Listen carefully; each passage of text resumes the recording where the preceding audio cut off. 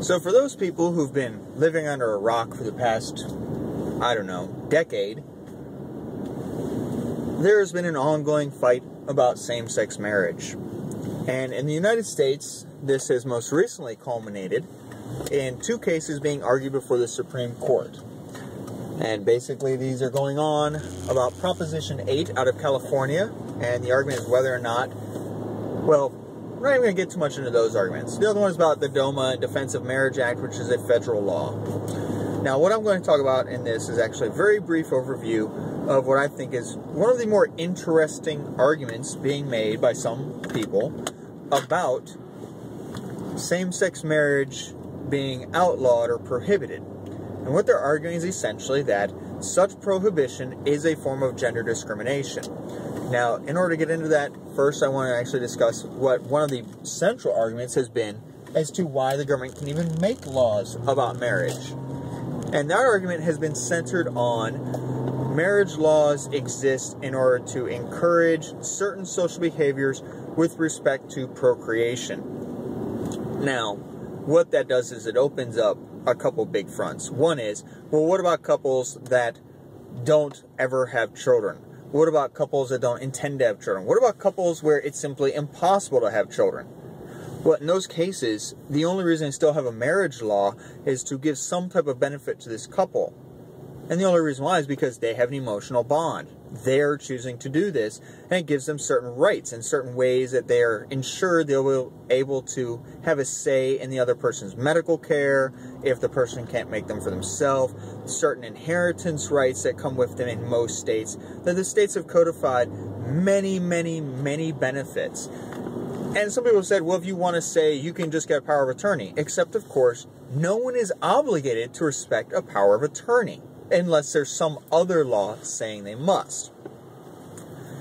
Now, the arguments come down to, in order to get those benefits, one must be married. And that there are examples that demonstrate you don't have to have children to be married, and yet the state will still fully recognize that marriage. And every now and then, some people are just really stupid and don't know how to drive. Now, so what you have happening... Now we're going to get back on track now, since this guy's an idiot. Or woman, I don't know which. Guy, girl, who cares? And it was so they could go 3 seconds faster. Anyways, what you have happening then is an opposite sex couple decides to get married. And let's call them Jane and Robert. Jane and Robert go in. It turns out Jane and Robert are both sterile, but they want to get married anyways. So they go in, they talk to the local county commissioner, however, they get their license, they get married, they come back, file it, they're now married. Well, now you have another couple, Robert and Robert, or Jane and Jane, and they want to get married, and they're being denied. The reason they're being denied is because they're a same-sex couple. Well, their argument is that if they were an opposite-sex couple, that if Jane and Sarah, say, want to get married, Sarah's argument is, if Sarah was a Sam, they would give her a marriage license. That the only reason they're not giving her one is due to her gender. And that gender discrimination has to meet a much higher standard in order to be sustainable. And that, honestly, marriage laws don't meet that. It's not going to meet that level of scrutiny. So I think this is actually a very strong argument. I think it's one of the best ones they can pursue, in that the government is handing out certain rights based on marriage and then denying it to people based on their gender. I think it's a very interesting argument, because using the hypothetical sterile couples eliminates the whole, well, we do it for children and procreation. That's not a factor in their marriage, so you can't use it as a factor in the gay couple's marriage. Unless you're going to make it a factor in all marriages, then you can't make it a factor in any of them. You cannot discriminate on that grounds. So, I think it's an interesting argument. Others have probably put it in different ways, but I'm just curious. Just want to put up my 2 cents on that. Personally, I think it's a great argument. I think that the government really has no business saying who can or can't get married in cases where you're dealing with consenting adults. Now, of course, you're still going to have laws that say you can't do this to children. And honestly, when it comes to polygamy, I'm okay with that too.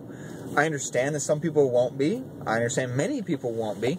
But it's really none of their concern necessarily, unless you can show me that it's harming others. Unless absent that harm, you've really got no business getting involved in their life. That's just how I see it. You have to show me how it's harming either the rest of the society and demonstrate the harm. Not just an assertion that it harms. It hurts the moral fabric because it violates your sensibilities of what relationships should be, but the harm that such relationships actually cause. And if you can show it, great. It better be some serious, directly attributable harm. Otherwise, it's none of our business. So, just want to get it off my chest there. Some thoughts I had on it. Tell me your thoughts. Leave a comment. Where do you stand on it? I know many people who are religious who don't have a problem with it. I know some people who are atheists who have a problem with it for different reasons altogether. But what are your thoughts? Tell me what you think. Hope you enjoyed this video. And talk to you some other time. And maybe someone else will not try and hit me today. Alright, bye.